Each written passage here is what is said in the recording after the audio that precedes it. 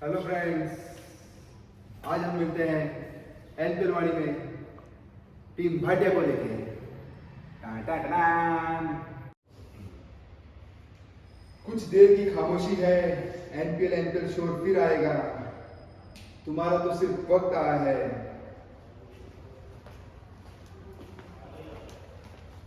हमारा तो दौर आएगा। हेलो फ्रेंड्स, इस बार मिलते हैं एनपीएल वाणी में। इस एपिसोड में बात करेंगे टीम भाटिया 11 के बारे में। तो सबसे पहले जानते हैं भाटिया 11 के ओनर रविंद्र जी पुंजावत, दर्शन जी पुंजावत एंड राहुल पुंजावत। तो पुंजावत परिवार की तरफ से ये भाटिया 11 हमारी टीम लास्ट ईयर भी थी, इस साल रिटर्न हुई है। तो इसके आइकन जो प्लेयर है विनोद वकावत। तो कैसी है ये भाटिया टीम, किस तरह का बैलेंस है, कितने इनके ऑलराउंडर हैं, कितने इनके बॉलर्स हैं, कौन से इनके ओपनर है, सब जानते हैं इस एनपीएल वाणी में सुभाष पंचोली द्वारा। हाय फ्रेंड्स, भाटिया टीम में मेरे को सबसे ज़्यादा स्ट्रेंथ लगती है अभी अपने समाज के सबसे अच्छे बॉलर और सबसे अच्छे बैट्समैन उस टीम में, चाहे विनोद वकावत को लीजिए चाहे मोहित बोरा को लीजिए।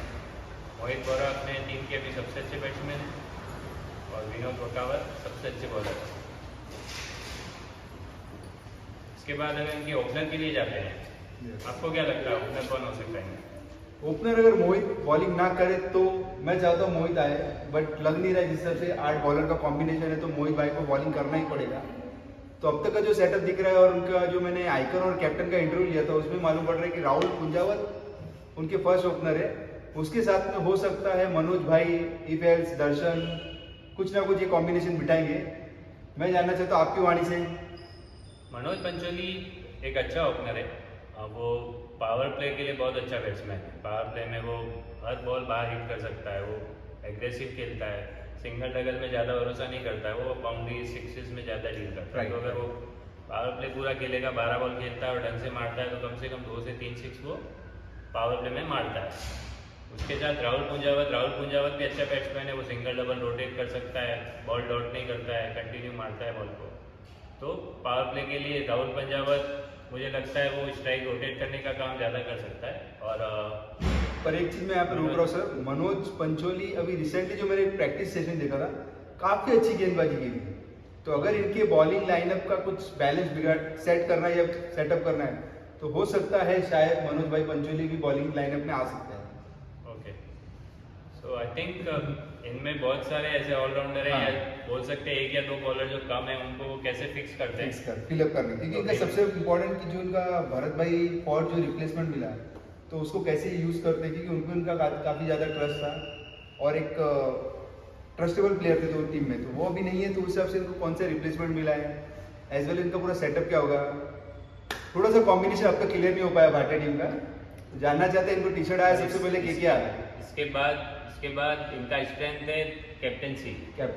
विनोद वकावत और रविंद्र दोनों माइंड से बहुत शार्प हैं। राइट। तो ऑन ग्राउंड इन दोनों का कॉम्बिनेशन देखने के रहेगा कि बहुत अच्छा कर सकते हैं। उसके साथ मोहित खुद भी एक अच्छा कैप्टन है, ग्राउंड के पीछे साइलेंटली वो अच्छा काम करता है। तो ये तीनों कैप्टन मिलके उनकी टीम को कैसे यूज करते हैं उस पर डिपेंड करता है। तो मतलब ओवरऑल यही है। उसके बाद ओपनर मुझे लगता है हार्दिक भी आ सकता है इनका, बिकॉज हार्दिक भी अगर बॉलिंग नहीं करता है। नहीं, राहुल और हार्दिक ये दो तो कंफर्म नहीं करते हैं। हाँ, तो राहुल और हार्दिक मुझे लगता है 2 ओपनर रहेंगे। और फिर मनोज, मोहित या जो भी एक बॉलिंग नहीं करेगा। तो एक अभिषेक रबावत आई थिंक बॉलिंग करेगा। ओके। उसके बाद इनके ऑलराउंडर पे जाते हैं तो सबसे ऊपर मैं रखूंगा विनोद वकावत को। Okay. Vinod Wakawat I think NPL के अंदर उनका परफॉर्मेंस हमेशा अच्छा है। माइंड बॉलिंग, बैटिंग, फील्डिंग, कोई भी टीम हो, कैसी भी टीम हो, उस टीम को आगे लेके जाने का दमखम विनोद भाई वकावत में है और उन्हें कई बार करके दिखाया है एनपीएल 5 के अंदर में। या एनपीएल 4 में आई थिंक उनका टीम इतना अच्छा नहीं था, लोग अंडररेट कर रहे थे उस टीम को। बॉलर पूरे नहीं थे उनके पास, 5 बॉलर पूरे नहीं थे, फिर भी उन्होंने बहुत अच्छा खेला और फिर फाइनल में आई थिंक हारे थे वो पैंथर से।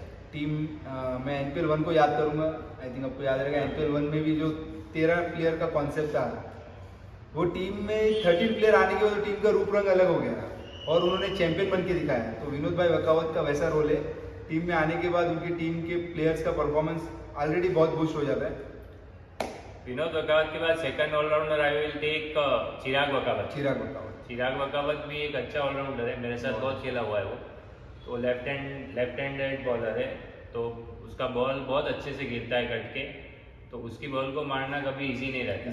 उसका लेंथ अच्छा, लाइन अच्छा है, पेस अच्छा है। अभी रिसेंटली मुझे याद है उदयपुर में एक टूर्नामेंट हुआ था और हम लोगों को 1 रन, सामने वाली टीम को 1 रन चाहिए था जीतने के लिए, और इसने 4 विकेट लेके वो मैच को टाई किया था, हम लोग जीते थे कुछ तो बॉल। तो मतलब उस तरह की काफी कॉन्फिडेंस लेवल नो डाउट बहुत अच्छा है चिराग भाई का, और बहुत काफी लंबा एक्सपीरियंस है चिराग भाई का इस पूरे टेनिस और सीजन टूर्नामेंट में। तो one of the best combination बैठेगा विनोद भाई और चिराग भाई का, क्योंकि लास्ट ईयर भी साथ में थे, तो डेफिनेटली एक्सपीरियंस कहीं ना कहीं काम आता है और इस बार भी आएगा। बैटिंग में भी आई थिंक वो बहुत अच्छा करता है चिराग, बैटिंग में भी वो लेग में बहुत स्ट्रॉन्ग है। Right, okay. और मतलब वो बॉल जनरली हवा में खेलता है, वो भी सिंगल डबल थोड़ा कम खेलता है, रिस्क लेके खेलता है, बट कंटिन्यूस रन आते हैं उसको। थोड़ा इनोवेटिव है, पीछे खेलता है, लेट कट खेलता है, स्वीप, रिवर्स स्वीप, वो सब खेलता है। देवड़ा है ना, चिराग वकावत के बाद मैं लूंगा दिलीप देवड़ा को। Okay. Dilip Deora again left handed बहुत अच्छे ऑलराउंडर हैं, वो लेफ्ट हैंडेड बैट्समैन भी हैं, तो उनका बॉलिंग भी बहुत, उनका कॉन्फिडेंस लेवल बहुत हाई रहता है, उनका बॉलिंग बहुत एक्यूरेट रहता है। उनका भी एक इंसिडेंट मुझे याद है, 56 मेवल का एक मैच हुआ था कलीना में। ओके। और एक बॉल पे 1 रन चाहिए था, और सामने I think Mukesh ji Duncan Road वाले स्ट्राइक पे थे। तो दिलीप ने बोला था कीपर को कि तू बॉल पकड़ लेना, मैं 1 रन नहीं बनने दूंगा। और वो मैच टाई किया था उन्होंने। तो वैसा उनका स्ट्रेंथ है, बॉलिंग का टप्पा बहुत अच्छा है, एक्सीलेंट टप्पा है, लेंथ अच्छा है, पेस बहुत ज़्यादा नहीं डालते, तो बॉलर को, बैट्समैन को इतना इजी नहीं रहता मारने के लिए, बट टप्पा और लेंथ इतना परफेक्ट है कि वो हमेशा परफेक्ट रहता है उनका डिलीवरी। उसके बाद बैटिंग में वो एज अ हिटर नहीं बोल सकते उनको, बहुत ज़्यादा हिटिंग नहीं करते, बट सिंगल डबल गेम को चलाते, बाउंड्रीज, उसके हिसाब से उनका गेम चलता है। तो 10 ओवर के गेम के लिए I think is a good, वो पूरा गेम खेल सकते हैं।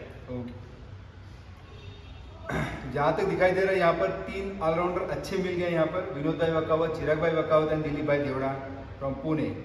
तो ये एक बेस कहीं ना कहीं रेडी होते हुए दिखाई दे रहा है। अब और आगे चलते हैं, इनमें और कौन से ऑलराउंडर हैं?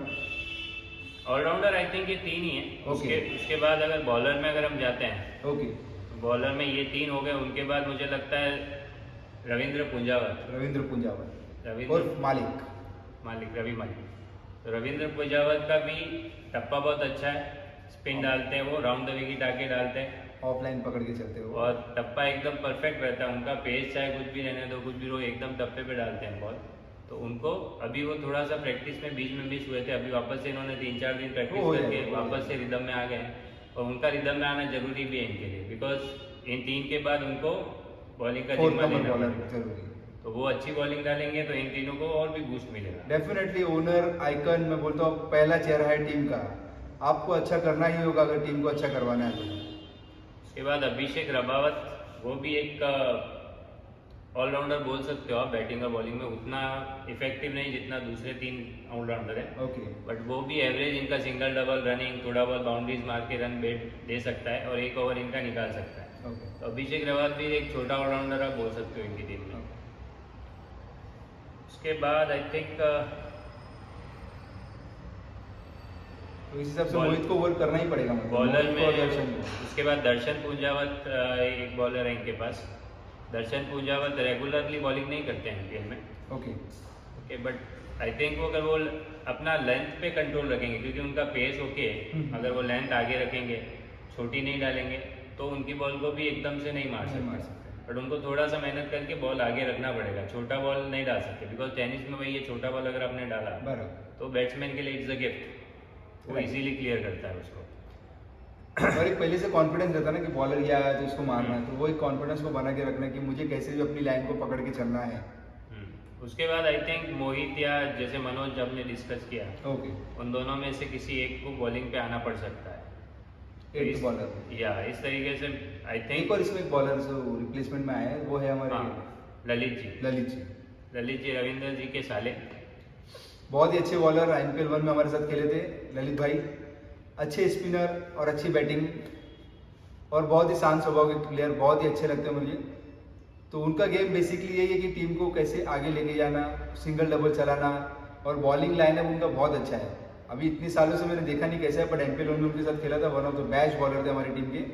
और मुझे कॉन्फिडेंस और भरोसा है कि वो अच्छे से फिर से रिदम में आ जाएंगे और अच्छा खेलेंगे इस बार भी। उसके बाद मैं बात करूंगा मोहित बोरा की। मोहित बोरा ऐसा नाम है अपने समाज का कि उसको कोई डिस्क्रिप्शन की, जस्टिफिकेशन की जरूरत नहीं है। वो जहाँ खेलता है, जब वो पिच पे रहता है, तो मतलब ऐसा है कि बॉलर टेंशन में ही रहेगा। सही बात है, सही बात है। आप कितने भी अच्छे बॉलर रहने दो, कैसी भी लाइन डाल दो, कैसी भी लाइन डाल दो, he is the player, he can play any ball and he can hit six to any ball. Any ball, right sir. Off बहुत स्ट्रांग है उसका। बहुत, वन ऑफ द बेस्ट बोल सकते हैं कि अपने समाज में जो ऑफ में अच्छे से बॉल को क्लियर कर सकते हैं विदाउट कोई ज़्यादा एफर्ट लिए। एक्स्ट्रा कवर में सिक्स मारता है वो, टाइमिंग, प्योर टाइमिंग गेम है, बिना ताकत के वो सिक्स मार सकता है। और टेनिस सीजन में वो बहुत अच्छा खेलता है, और टेनिस में और भी अच्छा खेलता है क्योंकि टेनिस में उसके पास और दूसरे शॉट्स अलग शॉट्स भी उनके पास हैं। सीजन में वो कभी आप उसको लेग में और ऐसे हर कुछ घुमाते नहीं देखोगे, पर टेनिस में वो लेग के ऊपर से मारेगा, पीछे मारेगा, मिड विकेट पे मारेगा, लॉन्ग ऑन पे मारेगा, और जो बैट मिडिल में लिया वो क्लियर ही करेगा। और एकदम शांति से खेलेगा वो, बॉल को आने देगा फिर मारेगा। ऐसा नहीं है कि आगे कुछ भी कर रहा है, हर कुछ मार रहा है। मतलब लाइक रोहित शर्मा है कि एक सेकंड एक्स्ट्रा है उसके पास, कि बॉल आया आराम से देखा फिर मारा। सही बात है उसका या मोहित भाई के लिए एक और वो क्लोज कीपिंग करते हैं, मतलब कीपिंग भी वन ऑफ द बेस्ट अपने समाज में बोल सकते हैं। तो ये भी एक बहुत अच्छा एडवांटेज है, अगर आपके पास अच्छे कीपर है तो काफ़ी कभी गंदी बॉल रहती है, जो बुरी बॉल रहती है, तो उन बॉलों को भी एकदम अच्छे से कवर कर लिया जाता है। और बॉलर को उतना कॉन्फिडेंस आता है अपना कीपर अगर सबसे बेस्ट है तो ये एक एडवांटेज मोहित भाई से ही मिल सकता है टीम भाटिया को। तो आई थिंक इनका बैटिंग मेजरली मोहित के इर्द गिर्द घूमना चाहिए। मोहित परफॉर्म करेगा तो ये टीम का स्कोर बहुत अच्छा होगा, तो बिकॉज दूसरे लोग भी स्कोर करेंगे, बट जो मेजर बूस्ट रन रेट का जो बूस्ट मिल सकता है वो मोहित है। और अगर मोहित इनका 6-7 ओवर या 5-6 ओवर भी मिनिमम खेल गया, तो आई थिंक इनका बैटिंग में इतना स्कोर हो जाएगा कि बॉलर्स को कुशन मिल जाएगा कि वो इजीली कर सकते हैं। तो 12-13 का एवरेज अगर सामने वाले को दे दिया, तो फिर इनके पास ये विनोद वकावत, चिराग वकावत, फिर दिलीप पुणे, ये लोग इजीली रन नहीं देने वाले हैं। विनोद वकावत टेनिस का सबसे अच्छा बॉलर है आई थिंक अपने कास्ट का, तो वो उसके 2 ओवर में बहुत कम रन देगा। फिर चिराग वकावत, दिलीप पुणे, उनकी हाइट का बहुत फायदा मिलता है विनोद भाई वकावत को। ऐसा लगता है कोई फर्स्ट फ्लोर से बॉलिंग कर रहे हैं, उस तरह का अनुमान लगता है। मतलब बाकी आप दूसरे बॉलर के साथ खेलोगे और अचानक से विनोद दा बॉलिंग करेंगे तो आप देखोगे कोई फर्स्ट फ्लोर से बॉलिंग कर रहा है, उस तरह का अनुमान लगता है आपको। और काफ़ी सटीक लाइन लेंथ, उनको क्या डालना है, कैसे करना है, पूरा गेम प्लान उनको पता है। और एक्सपीरियंस काफ़ी लंबा चौड़ा है, तो उसका बहुत अच्छा एडवांटेज मिल सकता है टीम भाटिया को। और टीम भाटिया ने बहुत कुछ सोच समझ के अपने आइकन को सेलेक्ट किया है। उनके पास पहले 2-3 ऑप्शन थे, बट लास्ट में उन्होंने सेलेक्ट किया कि मुझे यही चाहिए, और उनके पीछे गए वो। और उसी के इर्द गिर्द उन्होंने टीम भी बनाई है, बहुत ही बैलेंस टीम। 1-2 अच्छे बहुत बड़े प्लेयर और 1-2 छोटे प्लेयर लेके उन्होंने टीम को बैलेंस बनाया है। आपको क्या लगता है सर, कहाँ तक ये टीम जा सकती है? आई थिंक इस टीम को आगे जाने के लिए मोहित और विनोद वकावत, ये दोनों को बहुत परफॉर्म करना पड़ेगा। बिकॉज बॉलिंग में मुझे लगता है कहीं ना कहीं 1 या 2 बॉलर इनके शॉर्ट है। ओके। अब वो कैसा डालते हैं उस पर भी डिपेंड करता है। दर्शन कैसा डालता है, या मनोज या मोहित में से कोई अगर डालता है तो वो कैसा डालता है। ओके। जो न्यू इनका रिप्लेसमेंट है ललित जी, वो कैसा डालते हैं, ये सब पे डिपेंड करेगा। बिकॉज 1 या 2 लूज ओवर आपको वापस मैच से बाहर लेके जा सकते हैं, बट वहीं पे दूसरी साइड अगर आप देखोगे तो इनके पास मोहित है, तो वो उतने रन बना सकता है कि वो 2 ओवर वो इग्नोर मार सकते हैं। सही बात है। तो ओवरऑल आई थिंक सबसे पहला पॉइंट इनका मोहित पे डिपेंड करेगा, और दूसरा विनोद वकावत पे। ओके। तो बाकी चिराग वकावत, दिलीप और रविंदर जी और ये सब सपोर्ट के लिए ही है, बट जो मेन इनका पिलर रहेगा वो मोहित है। और तो मोहित जहाँ तक ये जो समीकरण बैठ रहा है इस टीम भाटिया का, विनोद भाई वकावत एंड मोहित भाई बोरा को एक लीडिंग ऑफ द फ्रंट करना पड़ेगा। उस हिसाब के पीछे पीछे इनकी टीम चलेगी। जहाँ पर भी ये डगमगाए तो इनकी टीम के चांसेस है 19-20 होने के। बाकी टीम में बहुत बैलेंस है, बहुत अच्छा है। कहाँ तक जा सकती है सर? वही मैं बोल रहा हूँ, ये दोनों अगर परफॉर्म करेंगे तो टॉप 6 में जा सकते हैं। मेजरली मोहित। मोहित अगर 4 लीग में से 2 या 3 लीग भी अगर खेल गया, 6-7 ओवर खेलेगा वो, तो ये टॉप 6 में चले जाएंगे। बिकॉज वो 6-7 ओवर खेल गया तो वैसे भी उनके इतने रन बन जाएंगे कि बॉलिंग में अगर 1-2 लूज ओवर भी आ गए तो ये इजीली मैच निकाल सकते हैं। तो मेजरली वही है, अगर मोहित खेल गया तो ये टॉप 6 में पहुंच जाएंगे। पर वही है इनका वीकनेस की बैटिंग मोहित पे मेजरली डिपेंड है। किसी एक दो प्लेयर पे डिपेंड होना 10 ओवर के मैच में काफ़ी थोड़ा चैलेंजिंग रहता है, तो वही कॉन्सेप्ट है। बाकी टीम में बहुत अच्छा बैलेंस है, अच्छा एक्सपीरियंस है, यंग गन भी है। तो ये था हमारा टीम भाटिया के लिए एनपीएल वाणी में। सभी को जय जिनेंद्र, बाय बाय, मिलते हैं नेक्स्ट वाणी में।